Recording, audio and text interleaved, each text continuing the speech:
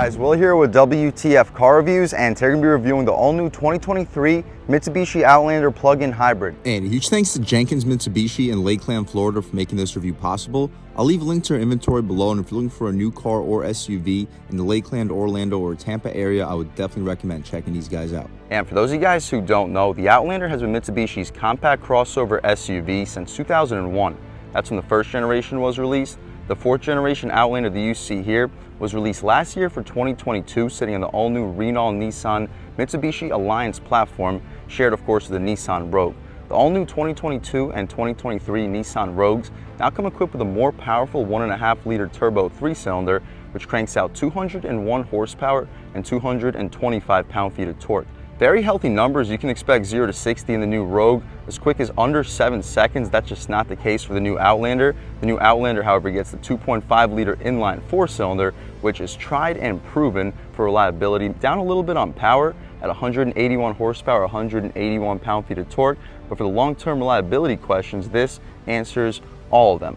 And if the power is also a question, you can also go with the all-new PHEV that you see here. It doesn't get the 2.5-liter 4-cylinder, it gets the older 2.4, the 4B12 2.4 inline 4-cylinder, tried and true, famous also throughout Mitsubishi's lineup, cranking out 168 horsepower and 171 pound-feet of torque. For the old plug-in hybrid, it used to be mated to a 13.8 kilowatt-hour battery, now up to 20 kilowatt-hour battery, cranking out 248 horsepower, 332 pound-feet of torque, enough to get this SUV to 60 as quick as 6 to 6.5 seconds. We had a more powerful motor. It's a dual motor, parallel hybrid for the front wheels, mated to a CVT. The rear gets a more powerful third motor, which creates an all-wheel drive effect with torque vectoring for max all-wheel drive efficiency. The rear motor gets 15% more EV torque for smoother acceleration, and for pure EV range, you can expect up to 38 miles, which is up from the previous 24. I believe the overseas versions of the plug-in hybrid get up to 54 miles of pure EV range, but for the US, it's rated at 38. There are 3 different drive modes too. We get normal, eco, and power. We'll try all 3 of them out, and 4 different traction modes: tarmac, gravel, snow, and mud. For the purpose of this review, we'll leave it in tarmac. The PHEV is an additional $12,000 compared to the standard Outlander. The standard ES Outlander starts around $27,500. The PHEV starts at $39,845. Still pretty loaded with features. We get standard 7-passenger seating, 18-inch alloy wheels, blind spot monitoring, lane change alert, rear cross traffic alert, and rear automatic braking. We get rear parking sensors standard, smart access with push button start, Apple CarPlay with Android Auto, an 8-inch touchscreen, and 12.3-inch digital gauge display. You can upgrade a couple $1,000 to the SE, which starts at $42,345. This is the bargain trim in my opinion. You get 20-inch two-tone alloy wheels, heated front seats, semi-autonomous driving with adaptive cruise control with traffic jam assist, lane keep assist, lane departure warning with pedestrian detection, traffic sign recognition 2, and rain sensing wipers. 9-inch touchscreen standard, wireless charging 2, rear USB ports, and auto one-touch windows for all 4. The SE gets standard LED fog lights 2, heated outside mirrors, power liftgate, leather steering wheel and shifter, faux leather seats with faux Alcantara in the inserts, 360-degree camera, and front parking sensors. You can upgrade about $2,000 for the tech package, which includes a panoramic moonroof, auto-dimming rear view mirror, and a Bose premium audio system. The SEL is basically the top of the line 2023 Outlander plug-in hybrid. Starts at $45,445, but it is loaded with features. Full leather seats, memory seats, auto tilting mirrors for the reverse function. So when you put the car in reverse, the mirrors tilt downwards to help you see the rear wheels. 3-zone full automatic climate control, auto dimming rear view mirror, heated rear seats, rear sunshades, rear 1500 watt outlet, and a trunk 1500 watt outlet too. 8-way power passenger seats. You can upgrade $2,200 for the touring package, which gives you that panoramic moonroof, heated steering wheel, Bose premium audio system, and a heads-up display. $500 gets you the premium package. Now we get semi-aniline premium leather seats, a 2-tone roof, and massage seats up front. The 40th anniversary trim is the top of the line 2023 Outlander plug-in hybrid, starting a tick under $50K at $49,995. We get the black diamond paint with the bronze roof, so yes, it looks just like a Duracell battery. But here we have the SE with a base price of $42,300. What else we get for that money? Let's jump right in. So up front, You notice your full LED headlamps. The bottom portion are your headlamps with the fog lights beneath and the LED daytime running strips up top. Full front parking sensors, standard on the SE. That's a big feature. Front-facing camera with the panel that houses your adaptive cruise control radars. Outlander up top, Mitsubishi badge, very clean front styling. I'm liking that lower trim and the side profile a lot for the new Outlanders. Look super aggressive. I think the styling looks much better compared to the 2023 Nissan Rogue. Out for the wheel and tire setup, we get 20-inch rims standard on the SE with the two-tone contrast with the silver and black contrast. Tires are Nexen Rhodian GTX all seasons, dimensions being 255/45 R20 square setup, very wide setup too, so with the all-wheel drive this should be a pretty off-road capable SUV. We don't get a side sensor for the 360, but the mirror gets a camera which helps us with the 360. Two-tone contrast with this beautiful white metallic paint. The sun's not out right now, so you can't really pick up the metallic, but at some point in this review you will see it. LED turn signal on the mirror, plug-in hybrid EV badging on the door. The glass fills up most of the frame, blind spot monitoring on the glass, smart access for the driver and the front passenger. I like the blacked out A-pillar, B-pillar, and C-pillar. I kind of wish we eliminated some of that shiny chrome for the bottom portion of the window trim, but that's truly my only complaint. The black roof would also look pretty cool on this tech package equipped SE. Speaking of tech package equipped SE, let's take a look at the window sticker real quick on the 2023 Outlander plug-in hybrid. Hopefully you guys can pick it up on camera. Pause, take a look at all the standard features. Sitting at $42,145, we get $3,500 in total options, starting with the $600 white diamond paint color, which is absolutely beautiful. $2,000 for the SE tech package, which again includes the power panoramic sunroof, auto-dimming rear view mirror, and the Bose premium sound system with 9 speakers. $200 for the tonneau cover, $150 for the mudguards, $125 for the hood emblem being chrome, $195 for the welcome package, $225 for the all-weather essentials, after a $1,345 destination charge, total price sitting a tick under $47,000. The fuel economy, of course, is excellent. Continuing along, the rear wheel and tire setup is the exact same as up front, only difference is a smaller brake caliper. The gas cap is not pushed to open. The charge port is on the other side of this SUV. Out rear, we have LED taillights. Turn signals are halogen, reverse lights are LED. Outlander badge in the corner. We get full rear parking sensors too, which is standard on all 2023 Outlanders. Shout out Jenkins Mitsubishi in Lakeland, Florida for making this review possible. PHEV badge in the lower right corner. SAWC Super All-Wheel Control badge on the rear windshield. Third brake light, the wiper is not integrated with the spoiler, but really not a big deal. We're not going to fire up this Outlander because as a PHEV, it simply does not rev. All right, guys, here you have the 2.4 liter inline 4-cylinder sold by Mitsubishi, made it to the 20 kilowatt-hour battery, cranking out a combined 248 horsepower, 332 pound-feet of torque, enough to get this SUV to 60 around 6.5 seconds, making it a no-joke performer.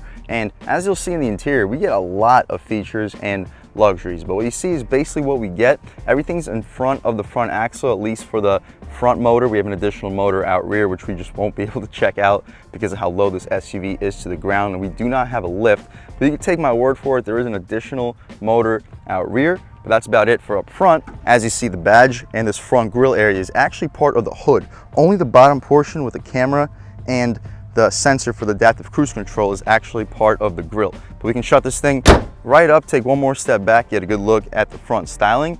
I really like the front styling on the new Outlanders. It definitely looks cleaner in my opinion compared to a Rogue. But taking a step inside, the interior is also, in my opinion, more premium than a Rogue, especially when it comes to the color scheme. Up top, we get soft, gushy, soft faux leather trim with some white contrast stitching. Really nice area to rest your arms at all times. In front of it, it's just hard plastic, but the areas that you'll be touching are extremely premium, gushy, soft also for the armrest. We get some faux carbon trim surrounding the window controls, auto one touch for all 4, power folding mirrors, 4-way adjustable too, with blind spot monitoring on the glass. The bottom portion, of course, hard plastic.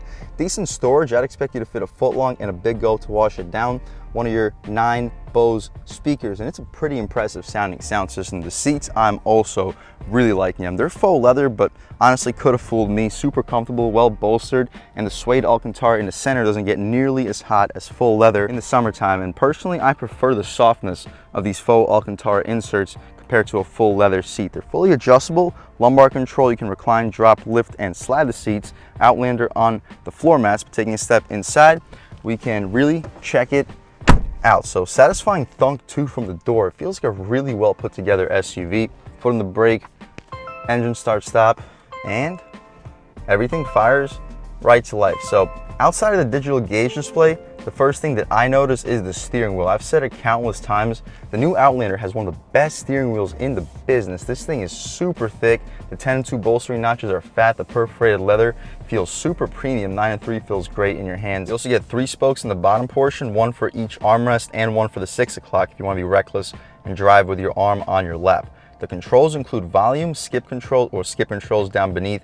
These control your infotainment cluster. And speaking of the infotainment cluster, right now we're looking at a compass with an image of our PHEV charge versus EV power output on the left side. Here we're currently in on the left, full battery information on the bottom left, gas information on the bottom right. On the right side, we also have a digital speedo and a little analog tach or analog speedo to the right of it. It has like a dial style, the way that it builds up.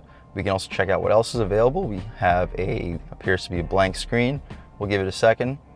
Yeah, it's a blank screen. We also get our information, manual reset, energy economy, fuel economy, energy economy history, fuel economy history, EV driving time ratio. Cool. We also get a vehicle information, power distribution information, energy flow is what they call it, drive battery temperature, and tire pressure information you can see while you're driving. Heads up turn-by-turn navigation if the GPS is hooked up. The SE comes standard with navigation with this 9-inch touchscreen. We also get music. You can see what songs playing at all times. Our advanced safety features, blind spot monitoring, forward collision alert, and lane keep assist. We can see a little heads-up information, see what's going on in front of us while we drive with traffic sign recognition. 2, overall settings, we can see what we can adjust. ASC, driver assistance, personal display, eco mode, all very cool. TPMS, clock, vehicle, maintenance, customized unit, and factory reset. But my personal favorite to look at all times would probably just be this home screen with a compass right up top. We get paddle shifters, which control this line. Well, they don't control the CVT actually. I believe they simply just control the regenerative braking, but we'll check that out once we take it out for a drive. We get auto headlamps with fog lights too, auto high beams as well. Auto rain sensing wipers, I believe, which is a really impressive feature for an SE. To the left, the steering wheel interior brightness, gas cap release, and you can lock and turn off your charge ports and outlet. Down below, we have our hood latch release. You can get a good look at the pedals, tilt and telescoping steering wheel, some soft touch material for this middle portion, aluminum outside of the air vents, gushy soft leather at trim for this front part of the dashboard. The dashboard itself is a soft touch plastic, auto dimming rear view mirror, 9-inch touchscreen. The response is excellent, very good response. And we get navigation to the map.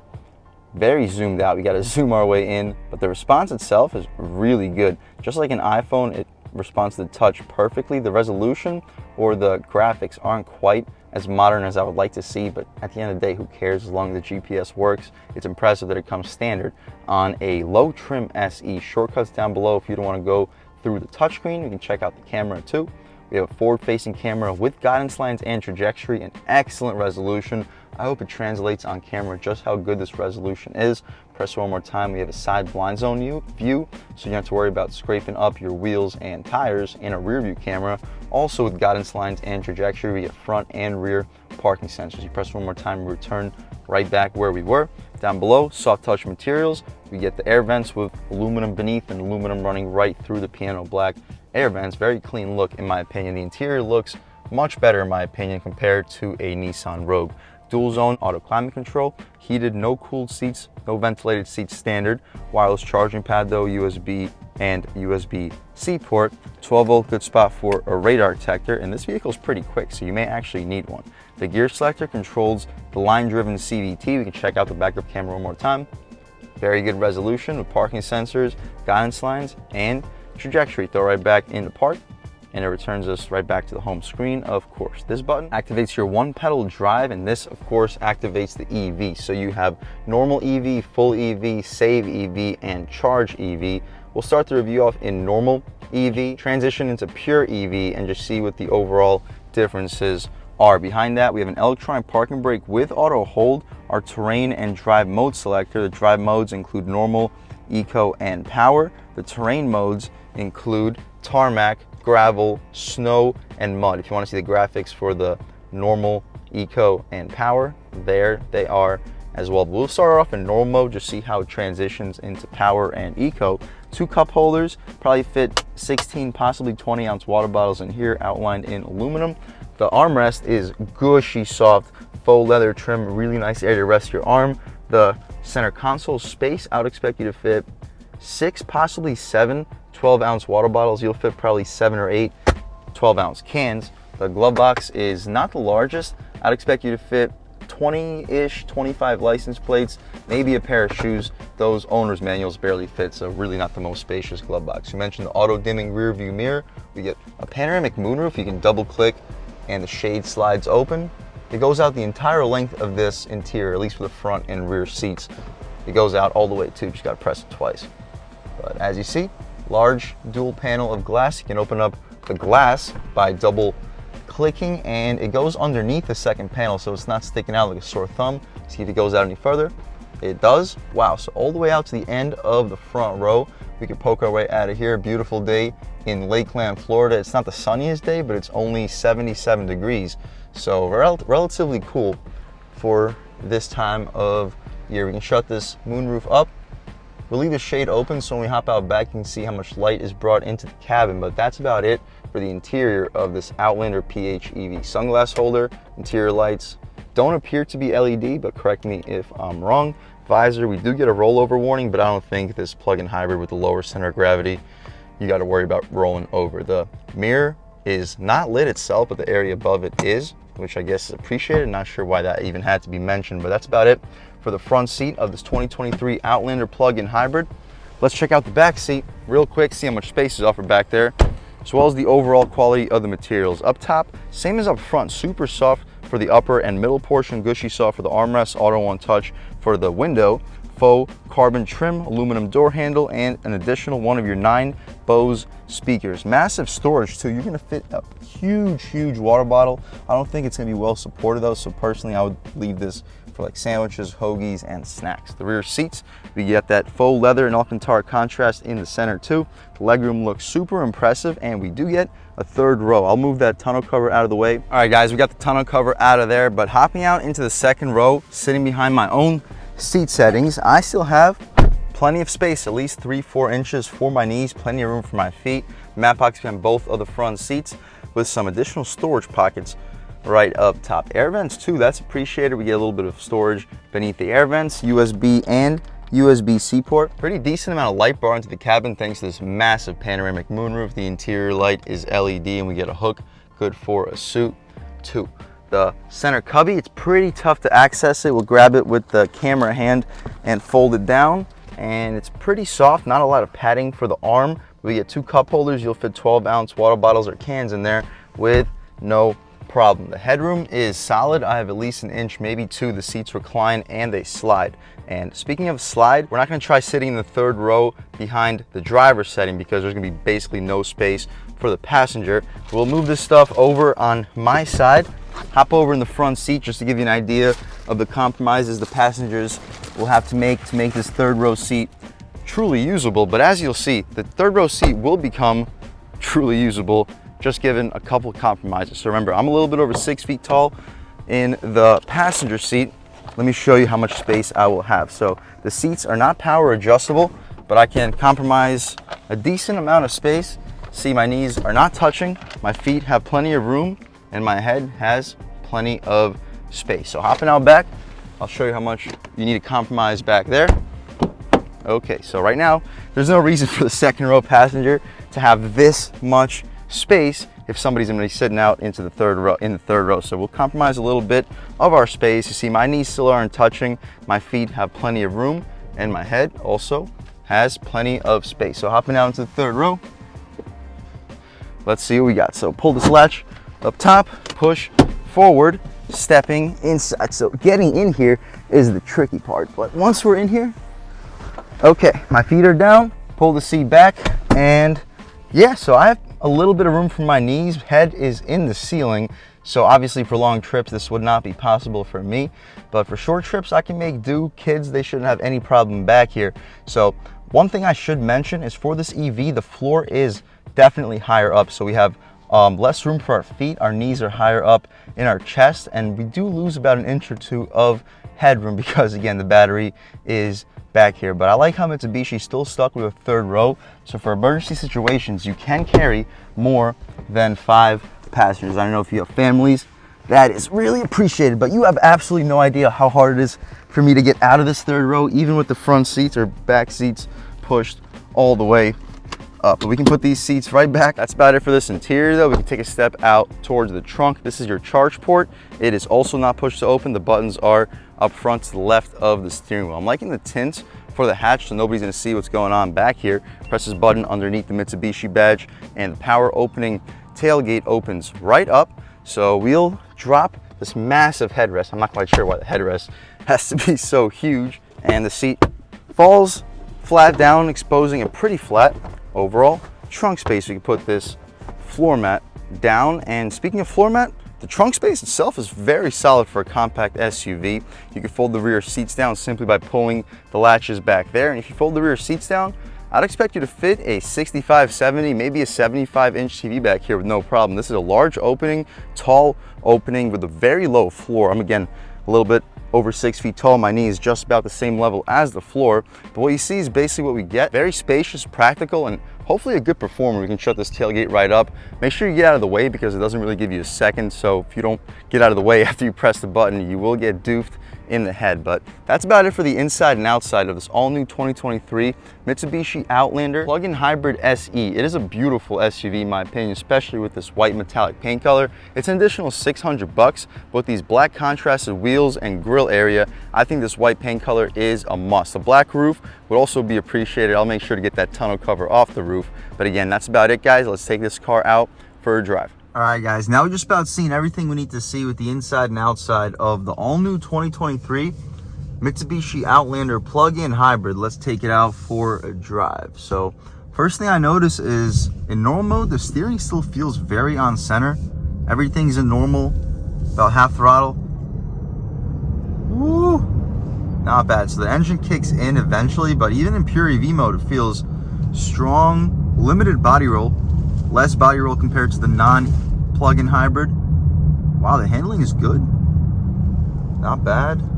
Yeah, you still feel a little body roll, but much, much less compared to the non-plug-in hybrid. The brakes also feel a million times better thanks to the regenerative function. Yeah, throttle response feels good. You get to speed limit speeds without ever even feeling the engine turn on. So the EV motors in this thing are powerful. Steering feels good. The regenerative braking, you can definitely feel it, but compared to some of the other vehicles in the road, it's not nearly as intense. So we can set it to the highest setting. Okay, and the highest setting, you slow down tremendously. So no brakes at all. Gas or accelerator, yes, and as soon as you let off, you can feel a noticeable difference. But through the twisties, yup, this thing feels nice, planted, and fun. We can try a little acceleration off the line, about half throttle. Ooh. Okay, not bad. And that was still in normal mode with the EV motors prioritizing efficiency. Again, steering feels nice. We can try it out in power mode. That's the cool mode I think we all want to check out. Take a step out onto this road. There's a sharp twisty, I know. Let this guy go. We're clear on this side. Oh, the throttle is way more sensitive. On the gas. Woo! Nice. On the brakes, throwing it in. Oh, it's sharp. Woo! Not bad. This thing can move. Yeah, okay, so it kind of falls on its face after about 50 because it's a single-speed CVT. But up until 50, this thing is quick. Like for the city, this is gonna be a quick vehicle. The regen braking, we don't even need a brake pedal for this twisty. Throwing it in, the steering feels sharp, and the body roll feels very limited. All right, taking a step back out here. On the gas. Woo! This thing is sweet. And in power mode, the steering feels a little bit sharper and firmer, but really not by much. I think Mitsubishi did a great job with the steering rack in general, where even in normal, the steering feels good, the wheel feels great in your hands, and with this plug-in hybrid version with a lower center of gravity, the handling is actually pretty good. The regular Outlander, that's probably where the vehicle is the worst, handling and the acceleration, but the practicality per dollar, the features per dollar from the regular Outlander is just simply unmatched. And with this plug-in hybrid version, now you got some power behind it too, so you can actually get a smile on your face. And as we mentioned, the lower center of gravity, the handling is also much, much better. All right, guys, taking a step back out here on the gas. Woo. Yeah. Brakes. Yeah, the handling here feels good, guys.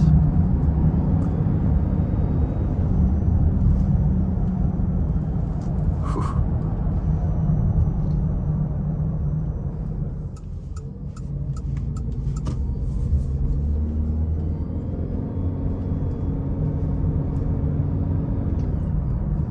Yeah, I really wasn't expecting this SUV to handle this much better compared to the non-plug-in hybrid. I mean, it's to be expected considering the center of gravity, of course, but the difference is truly mind-blowing. I'll try to get to some higher speed, see how quiet the isolation is in this vehicle. All right, guys, I think right now would be a good opportunity to try out this pure EV mode, where even the gas motor is not activated. We'll come to a complete stop. Pure EV on the gas. Okay. Wow. Oh, okay.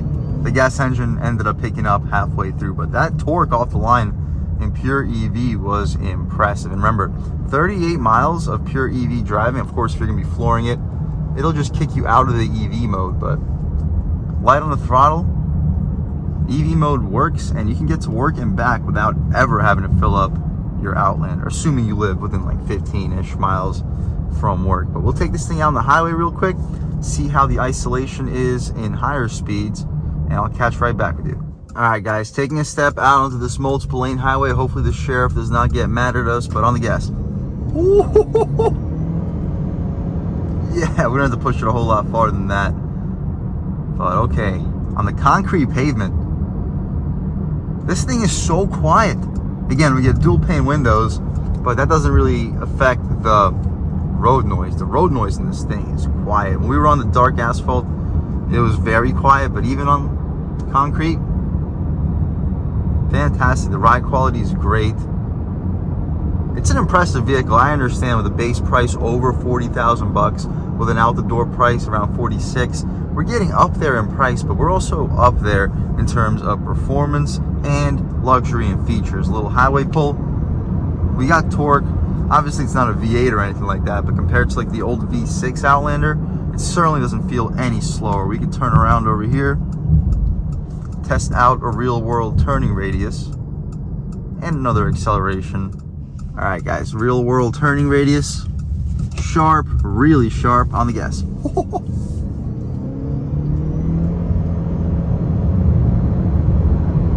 Yeah, it really falls on its face after 50, but it gets to 50 quick. Nice. Definitely no complaints. And once you're at highway speeds, it doesn't take a lot of accelerator pedal to maintain speed either. And at high speeds, the steering still feels nice and firm, feels very planted, and I'm impressed with the isolation from the road. All in all, if you're looking for a 3-row SUV, you don't need to use the 3 rows on an everyday basis. You don't really need to use 3 rows ever, but you would like to be able to use them if need be. Like you have a larger family, you pick up your parents every now and then, and you have 2-3 kids. You can throw your kids in the 3rd row while your parents are in the 2nd row, and everything will be perfectly fine. Even for long trips, when we're talking about kids. For short trips, I could fit back there, but there's gonna have to be compromises made with the backseat passengers and most likely the front seat passenger too. But for anybody under 5'5", 5'4", after some compromises, that 3rd row should be more than usable enough. And if we didn't mention, the materials for where our knee will hit, or it does hit, is soft padded leatherette material with some additional storage down below. But overall, again, you're looking for a spacious SUV. You need good efficiency, but you love having good power too. This is a great SUV to go with. 0 to 60 under 6.5 seconds. You get navigation, great resolution, 12.3-inch digital gauge display, good power too. Like, I'm impressed with this vehicle all around.